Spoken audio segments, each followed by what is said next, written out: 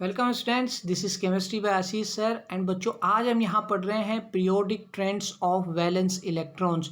बच्चों, ये हमारा पीरियोडिक क्लासिफिकेशन ऑफ एलिमेंट्स का 8th लेक्चर है एंड इसके अंदर हम पढ़ेंगे वैलेंस इलेक्ट्रॉन्स के बारे में। बच्चों, पीरियोडिक ट्रेंड्स का क्या मतलब होता है एंड वैलेंस इलेक्ट्रॉन से रिलेटेड टर्म्स क्या होते हैं, कैसे हम वैलेंस इलेक्ट्रॉन्स को फाइंड आउट कर सकते हैं, बच्चों ये हम आज के लेक्चर में पढ़ेंगे। बच्चों, सबसे पहला क्वेश्चन तो ये आता है कि ये पीरियोडिक ट्रेंड्स क्या होते हैं। पीरियोडिक ट्रेंड्स का मतलब होता है बच्चों कोई पैटर्न जो कि पीरियोडिक प्रॉपर्टीज फॉलो करती हैं। अब पीरियोडिक प्रॉपर्टीज क्या होती हैं बच्चों, जैसे एटॉमिक साइज हमने पढ़ा था प्रीवियस लेक्चर में, वैलेंस इलेक्ट्रॉन वैलेंसी हम पढ़ने वाले हैं। वो किस तरह का पैटर्न शो कर रही है along the period and down the group. जो पीरियोडिक टेबल में बच्चों ग्रुप एंड पीरियड्स में किस तरह का पैटर्न वो शो कर रही हैं, क्या वो इंक्रीज हो रही हैं, डिक्रीज हो रही हैं। ये हम आज पढ़ने वाले हैं क्लास 10th एनसीईआरटी में। ये बच्चों दिया हुआ है वैलेंस इलेक्ट्रॉन्स के बारे में और वहाँ से हम इसको पढ़ेंगे periodic trends of valence electron. बच्चों स्टार्ट करते हैं। सबसे पहले अपने पास है वैलेंस इलेक्ट्रॉन्स की डेफिनेशन और उससे रिलेटेड बच्चों कुछ terms. Valence electron, what is valence electron? ये वैलेंस इलेक्ट्रॉन क्या होते हैं बच्चों? जो इलेक्ट्रॉन केमिकल बॉन्डिंग में पार्टिसिपेट करते हैं बच्चों, that can participate in the formation of a chemical bond, बच्चों उन इलेक्ट्रॉन्स को कहते हैं वैलेंस इलेक्ट्रॉन्स। एंड इसकी हम एक और डेफिनेशन लगा सकते हैं कि अगर एक एलिमेंट के अंदर जो बच्चों आउटर मोस्ट शेल होता है उसमें जो इलेक्ट्रॉन्स होते हैं उसको कहते हैं वैलेंस इलेक्ट्रॉन। बच्चों वन बाय वन इसको पढ़ते हैं। पहली डेफिनेशन अपने पास है, a valence electron is an electron that is associated with bond formation. बच्चों जो बॉन्ड फॉर्मेशन में एसोसिएट होगा, जो इलेक्ट्रॉन बॉन्ड बनाएंगे किसी दूसरे एटम के साथ, उसको हम कहेंगे वैलेंस इलेक्ट्रॉन। एक एग्जांपल से इसको समझ लेते हैं बच्चों। कार्बन अपने पास एक वर्सटाइल एलिमेंट है, carbon with atomic number 6 and उसके अंदर एटॉमिक नंबर 6 में कितने शेल्स या कितने एनर्जी लेवल्स बच्चों पॉसिबल हो पाएंगे? 2, के एंड एल लेवल। अब जो एल जो होगा, जो एल लेवल होगा वो होगा आउटर मोस्ट शेल, उसको कहेंगे बच्चों outermost shell. L level को हम कहेंगे आउटर मोस्ट शेल। एंड इस शेल में जितने इलेक्ट्रॉन है बच्चों, कितने इलेक्ट्रॉन है? 4 इलेक्ट्रॉन। ये 4 इलेक्ट्रॉन्स कहलाएंगे आउटर मोस्ट इलेक्ट्रॉन्स। बच्चों जो आउटर मोस्ट शेल होता है उसमें जितने इलेक्ट्रॉन्स होते हैं that is called outermost electrons and also known as valence electron. बच्चों इन्हीं को वैलेंस इलेक्ट्रॉन कहते हैं। इससे रिलेटेड कुछ टर्म्स हैं अपने पास, like bonding electron and non bonding electron. बच्चों ये बॉन्डिंग इलेक्ट्रॉन क्या होते हैं? जो वैलेंस इलेक्ट्रॉन। अब बच्चों सारे वैलेंस इलेक्ट्रॉन क्या बॉन्डिंग में पार्टिसिपेट करेंगे? अगला क्वेश्चन। पहली बात हमें इतनी समझ में आई कि वैलेंस इलेक्ट्रॉन क्या होते हैं, जो बॉन्ड फॉर्मेशन में पार्टिसिपेट करते हैं या फिर जो आउटर मोस्ट शेल में होते हैं। ठीक है, क्या सारे आउटर मोस्ट शेल में जितने इलेक्ट्रॉन हैं क्या वो सारे बॉन्ड का फॉर्मेशन में पार्टिसिपेट करेंगे? सारे बच्चों पार्टिसिपेट कर भी सकते हैं और नहीं भी करेंगे, ये डिपेंड करता है उस एलिमेंट या उस एटम के ऊपर। जैसे कि बच्चों अपने पास है बॉन्डिंग इलेक्ट्रॉन, मतलब जो इलेक्ट्रॉन बॉन्ड फॉर्मेशन में पार्टिसिपेट करेंगे, means the valence electron which participate in bond formation is called bonding electron. और बच्चों नॉन बॉन्डिंग इलेक्ट्रॉन क्या हो जाएंगे? The valence electron which can not participate in bonding. सीधा सीधा जो बॉन्डिंग में पार्टिसिपेट करे वो बॉन्डिंग इलेक्ट्रॉन, और जो वैलेंस इलेक्ट्रॉन बॉन्डिंग में पार्टिसिपेट नहीं करता उसको कहते हैं non bonding electron, also known as lone pair. Lone and alone बच्चों, जो बिल्कुल अकेला है वहाँ पर एक इलेक्ट्रॉन का पेयर ऐसा है जो कि बिल्कुल अकेला है, उसको हम कहेंगे लोन पेयर। अब हम इसको कैसे समझ सकते हैं कि कौन से बॉन्डिंग इलेक्ट्रॉन होंगे, कौन से बॉन्डिंग नहीं होंगे? जैसे बच्चों अपने पास एक एग्जांपल है नाइट्रोजन का। नाइट्रोजन विद एटॉमिक नंबर 7, अगर हमने इसके नंबर ऑफ शेल्स बनाए तो कितने बनेंगे? 2 शेल्स बनेंगे। 2 शेल्स बनने का सीधा मतलब है कि ये कौन से पीरियड में होगा? सेकेंड पीरियड में होगा। ये भी बच्चों पॉइंट क्लियर हो जाता है कि जिसके अंदर नंबर ऑफ शेल्स जितने होंगे वो उसी पीरियड में होगा। नाइट्रोजन सेकेंड पीरियड में। एंड आउटर मोस्ट शेल में जो इलेक्ट्रॉन है that is called valence electron. इसमें कितने इलेक्ट्रॉन्स होंगे बच्चों आउटर मोस्ट शेल में? Yes, 5 electrons. अब क्वेश्चन ये उठता है कि इन 5 इलेक्ट्रॉन्स में से कौन से बॉन्डिंग है एंड कौन से नॉन बॉन्डिंग इलेक्ट्रॉन्स हैं। बच्चों बॉन्डिंग इलेक्ट्रॉन, अब देखिए नाइट्रोजन जब बॉन्ड बना रहा है, इस तरह का एक कंपाउंड बना रहा है अमोनिया। नाइट्रोजन एक कंपाउंड बना रहा है अमोनिया। अब अमोनिया बनाते समय नाइट्रोजन कितने बॉन्ड बनाएगा? बिकॉज 3 हाइड्रोजन आपके पास है तो वो कितने बॉन्ड बनाएगा? 3 बॉन्ड बनाएगा। अब आपको ये पता है कि इस तरह से एक बॉन्ड होता है तो ये 2 इलेक्ट्रॉन से मिलके बनता है। इमेजिनरी है बच्चों, 2 इलेक्ट्रॉन के बीच जो फोर्स ऑफ अट्रैक्शन है उसको हम बॉन्ड कह देते हैं। सो ये जो बॉन्ड बनता है ये 2 इलेक्ट्रॉन्स के बीच में बनता है। ठीक है, इतना बात क्लियर हो गया। सो 2 इलेक्ट्रॉन के बीच में आपका एक बॉन्ड बन रहा है। सो नाइट्रोजन जब 3 बॉन्ड बना रहा है तो बच्चों अपने कितने इलेक्ट्रॉन्स को वो यूज करेगा? हाइड्रोजन का 1 इलेक्ट्रॉन बच्चों यहाँ पर यूज हो जाएगा और 1 यूज हो जाएगा नाइट्रोजन का। इसको हम देख लेते हैं जूम करके इस तरह से। अब आप इसको समझना बच्चों, यहाँ पर हाइड्रोजन का ये इलेक्ट्रॉन है एंड 1 इलेक्ट्रॉन है नाइट्रोजन का। अब हाइड्रोजन का 1 इलेक्ट्रॉन, नाइट्रोजन का 1 इलेक्ट्रॉन, सो टोटल नाइट्रोजन की कितने इलेक्ट्रॉन यहाँ पर बॉन्डिंग में यूज हो रहे हैं? 3 इलेक्ट्रॉन्स। ठीक है, 1 इलेक्ट्रॉन ये है, 1 इलेक्ट्रॉन ये है, 1 इलेक्ट्रॉन ये है। बच्चों 3 इलेक्ट्रॉन नाइट्रोजन के हो गए बॉन्ड में शामिल। अब आपके पास जो 3 हाइड्रोजन थे तीनों के तीनों हो गए खत्म। इस तरह से तीनों हाइड्रोजन के साथ उसने बॉन्ड बना लिया एंड 3 इलेक्ट्रॉन उसके वहां पर खर्च हो गए। अब उसके पास बचे हैं आउटर मोस्ट में 2 मोर इलेक्ट्रॉन। ठीक है, 5 इलेक्ट्रॉन टोटल थे, 3 उसने बॉन्ड में पार्टिसिपेट कर लिए, बच गए 2 इलेक्ट्रॉन।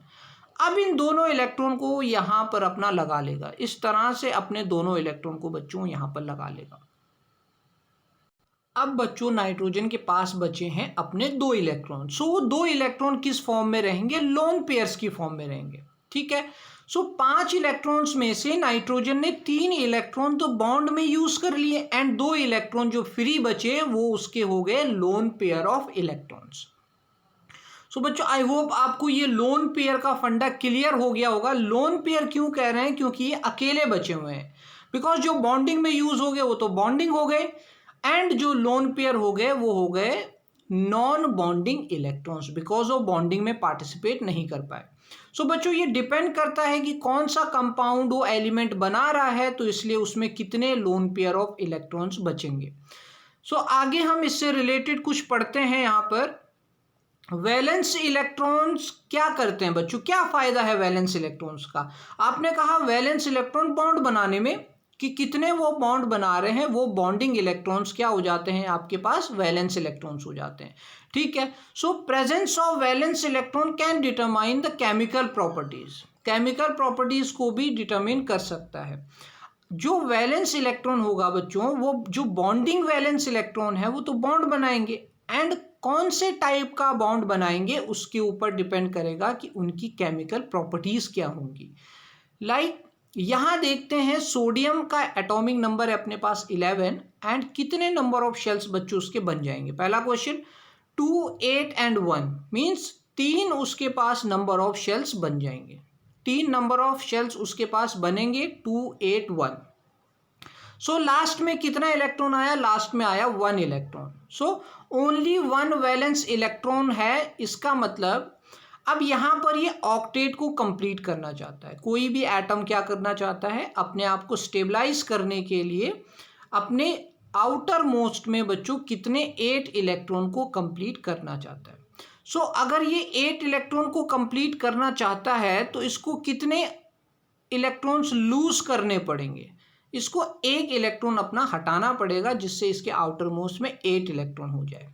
ठीक है, ये बात क्लियर हो गई। सो ओनली 1 वैलेंस इलेक्ट्रॉन होने का मतलब है कि उसको वो अपना आउटर मोस्ट इलेक्ट्रॉन लूज करना पड़ेगा एंड बच्चों जो लूज और गेन करने से जो बॉन्ड बनते हैं, कंप्लीट लूज एंड गेन करने से, उनको कहते हैं आयनिक बॉन्ड। सो बच्चों इसको हम जो वैलेंसी वाला अपना लेक्चर होगा उसमें हम इसको डिटेल में पढ़ेंगे कि किस तरह से हम आयनिक बॉन्ड यहाँ बना सकते हैं। सो बच्चों यहाँ पर Na पॉजिटिव चार्ज आ जाएगा बिकॉज Na के अंदर से 1 इलेक्ट्रॉन हो गया गायब। जो लास्ट वाला इलेक्ट्रॉन था उसको रिमूव कर दिया Na ने और वो बन गया Na पॉजिटिव। ठीक है भाई। अब क्लोरीन का भी कुछ यही हाल है। क्लोरीन एटॉमिक नंबर 17 में आउटर मोस्ट में आपके पास है 7 इलेक्ट्रॉन्स। ठीक है, 7 इलेक्ट्रॉन्स हैं। सो उसको कंप्लीट करने के लिए कितने चाहिए? एक और इलेक्ट्रॉन चाहिए ऑक्टेट कंप्लीट करने के लिए। सो वो भी कैसा चार्ज हैंडल करेगा? नेगेटिव चार्ज बच्चों हैंडल करेगा। क्यों? क्योंकि एक एक्स्ट्रा इलेक्ट्रॉन उसके पास आएगा। ठीक है, तो ये क्या कर लेगा कि सोडियम अपना एक इलेक्ट्रॉन कंप्लीट इसको दे देगा एंड क्लोरीन एक इलेक्ट्रॉन को गेन कर लेगा। सो इससे बनेगा बच्चों आयनिक बॉन्ड। सो फाइनली हम क्या कह सकते हैं कि कोई भी अगर एलिमेंट है उसका जो वैलेंस इलेक्ट्रॉन है वो बॉन्ड को डिसाइड कर रहा है कि कौन से टाइप का बॉन्ड बनेगा। एंड जब बॉन्ड को डिसाइड करेगा मतलब वो उसकी केमिकल प्रॉपर्टीज को भी डिसाइड करेगा ऑब्वियसली। सो आगे अपने पास एक और एग्जांपल है कार्बन का। कार्बन एटॉमिक नंबर 6 हमने देखा, ये 2 शेल्स बनाएगा 2 और 4, 2 शेल से यहां बना रहा है। सो 4 वैलेंस इलेक्ट्रॉन का मतलब आउटर मोस्ट में बच्चों 4 इलेक्ट्रॉन है। अब इसके पास आ गई 2 कंडीशन। अपना ऑक्टेट कंप्लीट करने के लिए कितनी कंडीशन आ गई? 2। क्या करेगा? या तो 4 इलेक्ट्रॉन अपने लूज करेगा या 4 इलेक्ट्रॉन गेन करेगा, क्योंकि बच्चों लूज करने से भी इसका ड्यूप्लेट कंप्लीट हो जाएगा, फिर भी ये स्टेबल रहेगा। सो अब ये इन दोनों में से कौन सी कंडीशन फॉलो करे? ये 4 इलेक्ट्रॉन को गेन करे या 4 इलेक्ट्रॉन को लूज करे? बच्चों ये इन दोनों ही कंडीशन में अनस्टेबल हो जाएगा, हाईली अनस्टेबल हो जाएगा, और इसलिए इसके पास लास्ट ऑप्शन रहता है शेयरिंग ऑफ इलेक्ट्रॉन्स का। सो बच्चों ये क्या करेगा? शेयर करेगा अपने चारों इलेक्ट्रॉन्स को किसी दूसरे एलिमेंट्स के या दूसरे एटम के साथ, अपने चारों इलेक्ट्रॉन को शेयरिंग करेगा। और बच्चों शेयरिंग से बनने वाला बॉन्ड हो जाता है कोवलेंट बॉन्ड। इस तरह से बच्चों जो ये यहाँ पर डायग्राम बना हुआ है, इस तरह से ये अपने इलेक्ट्रॉन्स को शेयर करेगा। बच्चों ये जो आपको इस तरह से गोले जो आपको दिखाई दे रहे हैं, that is called electron cloud. बच्चों ये इलेक्ट्रॉन क्लाउड होता है, इसका मतलब ये जो आपको सर्कल दिखाई दे रहा है ये हाइड्रोजन के इलेक्ट्रॉन का क्लाउड है, और बीच में बच्चों जो आपको ये दिखाई दे रहा है ये कार्बन के इलेक्ट्रॉन का क्लाउड है। सो यहाँ पर कार्बन के आपको डॉट में इलेक्ट्रॉन दिखाए हैं एंड हाइड्रोजन के क्रॉस में इलेक्ट्रॉन दिखाए हुए हैं। सो इस तरह से डॉट एंड क्रॉस में जो आपको इलेक्ट्रॉन दिखाए हुए हैं वो कार्बन एंड किसके हैं? क्रॉस में हाइड्रोजन के इलेक्ट्रॉन्स हैं। अब बच्चों कार्बन ने अपने चारों इलेक्ट्रॉन को शेयर किया, किस किस के साथ? हाइड्रोजन के साथ। ये एक इलेक्ट्रॉन यहाँ उसने शेयर किया, एक यहाँ पर, एक यहाँ पर और एक यहाँ पर। इस तरह से बच्चों कार्बन ने अपने चारों इलेक्ट्रॉन को शेयर कर दिया और उसने बना दिया कोवलेंट बॉन्ड। सो किस पर डिपेंड करता है ये? केमिकल प्रॉपर्टीज अल्टीमेटली डिपेंड कर जाती है वैलेंस इलेक्ट्रॉन्स पर, मीन्स बॉन्डिंग इलेक्ट्रॉन्स पर बच्चों वो डिपेंड करती हैं।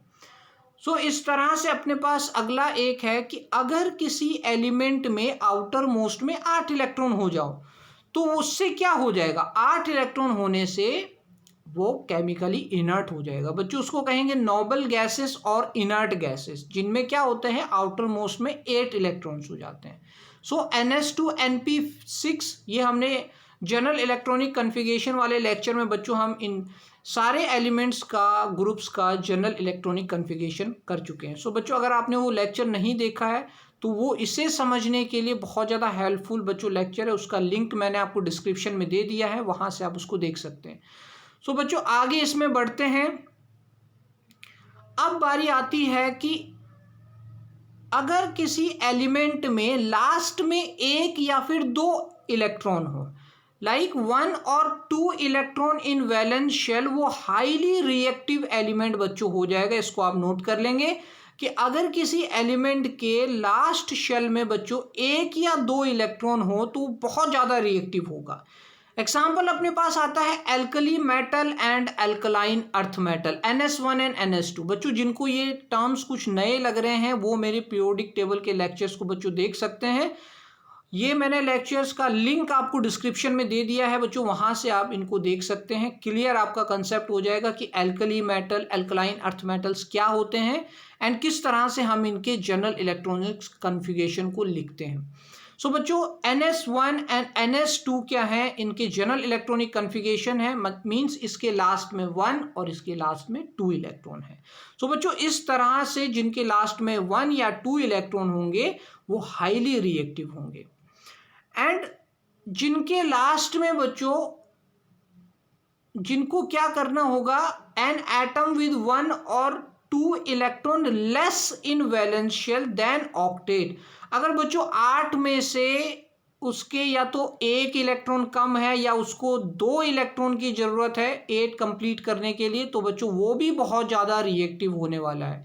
जैसे अपने पास हैलोजेंस आते हैं, ग्रुप 17 के बच्चों मेंबर हैं हैलोजन फैमिली, और उसके आउटर मोस्ट में NS2NP5 का मतलब 7 इलेक्ट्रॉन बच्चों टोटल होते हैं। 5 + 2 7 इलेक्ट्रॉन टोटल होते हैं, मतलब उनको सिर्फ 1 इलेक्ट्रॉन चाहिए अपना ऑक्टेट कंप्लीट करने के लिए, और इसलिए वो बहुत ज़्यादा रिएक्टिव होते हैं। इसी तरह से बच्चों कैल्कोजेंस होते हैं, ऑक्सीजन फैमिली को कैल्कोजेंस कहते हैं बिकॉज ये क्या बनाते हैं, ऑक्साइड बनाते हैं, एंड NS2NP4 इनका इलेक्ट्रॉनिक कन्फिगरेशन लास्ट में बच्चों हो जाता है। सो अब क्वेश्चन ये उठता है कि नंबर ऑफ वैलेंस इलेक्ट्रॉन्स कितने कितने होते हैं। अब हम एक्चुअल पॉइंट पर आते हैं कि जो फाइनल अपना कंक्लूजन है कि एक पीरियड में या ग्रुप में वैलेंस इलेक्ट्रॉन कितने होते हैं। सो आप वैलेंस इलेक्ट्रॉन को ग्रुप के नंबर से बच्चों डिटरमिन कर सकते हैं, एंड एक्सेप्शन क्या रहेगा, ट्रांजिशन मेटल्स का आप कैलकुलेट नहीं कर सकते कि उसमें कितने वैलेंस इलेक्ट्रॉन हैं एंड बच्चों कितनी वैलेंसी है, बिकॉज ये क्या होते हैं, ये ट्रांजिशन एलिमेंट्स होते हैं, डी ब्लॉक के elements, means S and P के बीच में। सो ये कुछ वेरिएबल वैलेंसीज को शो करते हैं, और इसका रीज़न आप क्या बताओगे, बिकॉज इनमें D orbitals empty D orbitals होते हैं बच्चों, खाली होते हैं डी ऑर्बिटल्स, तो इसलिए इलेक्ट्रॉन एक्साइटेड होकर के क्या करते हैं, कुछ नई वैलेंसीज और वैलेंस इलेक्ट्रॉन्स को शो करते हैं। सो इनको हम अगर छोड़ दें तो अपने पास 1 2 से लेकर के 13 से 18 ग्रुप के मेंबर बच्चों आ जाएंगे। सो द यूनिट डिजिट, ये लाइन बच्चों बहुत ज़्यादा इंपॉर्टेंट है, the unit digit of group number tells the valence electron. अगर आपको बच्चों चुटकियों में वैलेंस इलेक्ट्रॉन निकालना है तो आपको ग्रुप का यूनिट डिजिट देखना पड़ेगा। अब ये यूनिट डिजिट क्या होता है और किस तरह से हम इसको देखें, सो अपने पास फाइनली कंक्लूजन आ जाता है लेक्चर का, जो कि क्या हो जाएगा, trends of valence electron in groups. बच्चों ग्रुप्स में डाउन द ग्रुप हम वैलेंस इलेक्ट्रॉन्स का ट्रेंड देखेंगे। सो अपने पास एक बढ़िया यहाँ पर टेबल बनी हुई है जिसमें ग्रुप नंबर 1 लिखा हुआ है। ग्रुप नंबर 1 लिखने का मतलब बच्चों क्या है कि पहले ग्रुप में एल्कली मेटल्स आपके पास होंगे, पहले ग्रुप में कौन से मेटल्स होंगे, एल्कली मेटल्स, एंड उनमें वैलेंस इलेक्ट्रॉन होगा 1। ठीक है, पहले ग्रुप में तो यूनिट डिजिट ही क्या है अपने पास 1, एंड एल्कली मेटल्स में वैलेंस इलेक्ट्रॉन 1, और बच्चों आउटर मोस्ट इलेक्ट्रॉनिक कन्फिगरेशन हो जाएगा 2s1। ठीक है, 2 बच्चों आपको क्या बता रहा है, ये 2 आपको बता रहा है कि ये सेकंड पीरियड में एलिमेंट मौजूद है। ठीक है बच्चों, हम एक यहाँ पर ग्रुप वाइज चल रहे हैं। सो पहले ग्रुप में सारे एलिमेंट का वैलेंस इलेक्ट्रॉन बच्चों कितना होने वाला है, 1 वैलेंस इलेक्ट्रॉन होने वाला है। अगर आपको इसके इलेक्ट्रॉनिक कन्फिगरेशन में बच्चों डाउट है कि किस तरह से आउटर मोस्ट इलेक्ट्रॉनिक कन्फिगरेशन लिखा जाए, तो आपने क्या करना है, वीडियो का लिंक बच्चों डिस्क्रिप्शन में है, वहां से आप इलेक्ट्रॉनिक कन्फिगरेशन पर बना हुआ मेरा वीडियो बच्चों देख सकते हैं।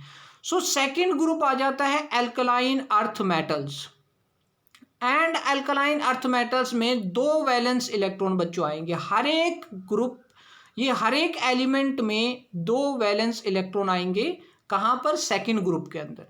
ठीक है बच्चों, अब अपने पास आता है 13th group, and 13th group में यूनिट डिजिट क्या है बच्चों, यूनिट डिजिट है 3। आपके पास 13 ग्रुप में यूनिट डिजिट हो जाएगा बच्चों 3, एंड बोरॉन फैमिली इसको कहते हैं, और यूनिट डिजिट इसका 3 है, मतलब वैलेंस इलेक्ट्रॉन इसके पास 3 आ जाएंगे, and outer most electronic configuration हो जाएगा 2s2 2p1। ठीक है बच्चों, आप इसको 3s2 3p1 लिखेंगे अगर आप क्या करेंगे, इससे तीसरे वाले पीरियड में कैलकुलेट करेंगे तो। सो आपके पास 13th ग्रुप में पूरा कितना, 3 वैलेंस इलेक्ट्रॉन हर एक एलिमेंट के आ जाएंगे। सो बच्चों 14 अपने पास ग्रुप नंबर है, यूनिट डिजिट हो जाएगा 4, सो वैलेंस इलेक्ट्रॉन भी हो जाएंगे 4 एंड आउटर मोस्ट का इलेक्ट्रॉनिक कन्फिगरेशन 2s2 2p2। ठीक है भाई, 2 + 2 यहाँ हो गया 4। ठीक, अब निक्टोजेंस का मतलब होता है जो नाइट्रोजन फैमिली होती है जो ओर्स बनाती हैं, सो उसमें वैलेंस इलेक्ट्रॉन हो जाएंगे बच्चों 5 and outer most electronic configuration 2s2 2p3। सो इस तरह से बच्चों आप आसानी से ग्रुप के नंबर को देख करके आप किसी भी एलिमेंट में वैलेंस इलेक्ट्रॉन्स को फाइंड आउट कर सकते हैं। सो बच्चों निक्टोजेंस अपने पास आ गए, उसके बाद कैल्कोजेंस आते हैं। कैल्कोजेंस का मतलब होता है कि जो आपके ऑक्साइड्स बनाते हैं उसको कहते हैं बच्चों कैल्कोजेंस। जो आपके ओर फॉर्मिंग होते हैं उनको कहते हैं कैल्कोजेंस। एंड 6 बिकॉज यूनिट डिजिट आ जाएगा 6, तो इसमें 6 क्या आ जाएंगे, आउटर मोस्ट में इलेक्ट्रॉन आ जाएंगे 2s2 एंड 2p4 बच्चों आउटर मोस्ट का इलेक्ट्रॉनिक कन्फिगरेशन हो जाएगा। सो 17 अपने पास आ जाता है हैलोजन, एंड हैलोजन के अंदर आपके पास यूनिट डिजिट है 7, सो 7 वैलेंस इलेक्ट्रॉन आ जाएंगे। एंड नोबल गैसेस में फाइनली बच्चों 8 वैलेंस इलेक्ट्रॉन होने की वजह से ये क्या हो जाएगा, इनर्ट हो जाएगा बच्चों, किसी के साथ भी रिएक्ट नहीं करेगा। सो इस तरह से तो ग्रुप्स में जो वैलेंस इलेक्ट्रॉन्स होते हैं वो बच्चों सेम होते हैं। सो बच्चों ग्रुप में क्या अपने पास आगे वैलेंस इलेक्ट्रॉन आगे सेम, मतलब अगर आप फर्स्ट ग्रुप में जाएंगे तो आपको 1 वैलेंस इलेक्ट्रॉन मिलेगा, सेकंड ग्रुप में जाएंगे तो सारे एलिमेंट्स का आपको 2 वैलेंस इलेक्ट्रॉन मिलेगा। अगर बच्चों आप 17 ग्रुप में गए तो मतलब क्या है, उसका यूनिट डिजिट क्या है 7, सो आपके पास सारे एलिमेंट में 7 वैलेंस इलेक्ट्रॉन आ जाएगा। सो इस तरह से आपने देखा कि पर्टिकुलर ग्रुप में जो वैलेंस इलेक्ट्रॉन्स होते हैं वो सेम होते हैं, एंड पीरियड्स में बच्चों जो वैलेंस इलेक्ट्रॉन्स होते हैं उनमें क्या ट्रेंड होता है। So in a group valence electron remain same, but in a period जब हम लेफ्ट टू राइट बच्चों जाते हैं तो वैलेंस इलेक्ट्रॉन ऑब्वियसली इंक्रीज होगा। जैसे कि अपने पास ग्रुप 1 में 1 इलेक्ट्रॉन है वैलेंस, ग्रुप 2 में 2 है, ग्रुप 13 में अपने पास 3 आ जाता है, और इस तरह से 4 5 6 7 8। मतलब आप क्या देखते हो कि अगर आप लेफ्ट राइट जा रहे हो तो वैलेंस इलेक्ट्रॉन इंक्रीज होना स्टार्ट हो जाते हैं। सो बच्चों फाइनल कंक्लूजन यहाँ पर आपके पास आ जाता है, समरी आ जाती है कि ग्रुप के अंदर वैलेंस इलेक्ट्रॉन होते हैं सेम कांस्टेंट होते हैं, एंड पीरियड में valence electron left to right बच्चों इंक्रीज करेंगे। मीन्स इस तरह से 1 2 3 4 5 6 7 8 एंड 8 में वो हो जाएगा इनर्ट। सो बच्चों ये था अपना आज वैलेंस इलेक्ट्रॉन के बारे में जो हमने पढ़ा, और फाइनली हमने देखा कि क्या पीरियोडिक ट्रेंड होगा वैलेंस इलेक्ट्रॉन का। सो बच्चों आई होप आपको लोन पेयर समझ में आया, आपको बॉन्डिंग इलेक्ट्रॉन समझ में आया जो कि बॉन्ड फॉर्मेशन में पार्टिसिपेट करते हैं, नॉन बॉन्डिंग इलेक्ट्रॉन आपको पता लगे, और कैसे हम किसी भी ग्रुप का वैलेंस इलेक्ट्रॉन आसानी से कैलकुलेट कर सकते हैं। सो बच्चों पढ़ते रहिए, ये अपना 8th लेक्चर है। 9th लेक्चर बच्चों आएगा वैलेंसी के ऊपर, और उसमें हम एक ट्रिक पढ़ेंगे जिससे हम वैलेंसी को कैलकुलेट कर सकते हैं। बच्चों 3 से लेकर 12 तक जो ग्रुप के एलिमेंट्स हैं वो हैं ट्रांजिशन एलिमेंट्स, और वो क्योंकि वेरिएबल वैलेंसीज बच्चों शो करेंगे तो इसलिए हम उनकी वैलेंसीज को और वैलेंस इलेक्ट्रॉन्स को सिलेबस में बच्चों नहीं पढ़ते। सो बच्चों आज अगर आपको लेक्चर पसंद आया है तो आपने क्या करना है, लाइक कर देना है एंड सब्सक्राइब करना है चैनल को, जिससे आपको इस तरह के वीडियोस का बच्चों नोटिफिकेशन मिलता रहे। सो अगर आपको इसके हैंड रिटन नोट्स चाहिए तो वो भी मैंने लिंक डिस्क्रिप्शन में दे दिया है बच्चों, वहाँ से आप इसको डाउनलोड कर सकते हैं। सो मिलते हैं बच्चों अपने अगले लेक्चर में जो कि वैलेंसी के ऊपर हम लेकर आएंगे।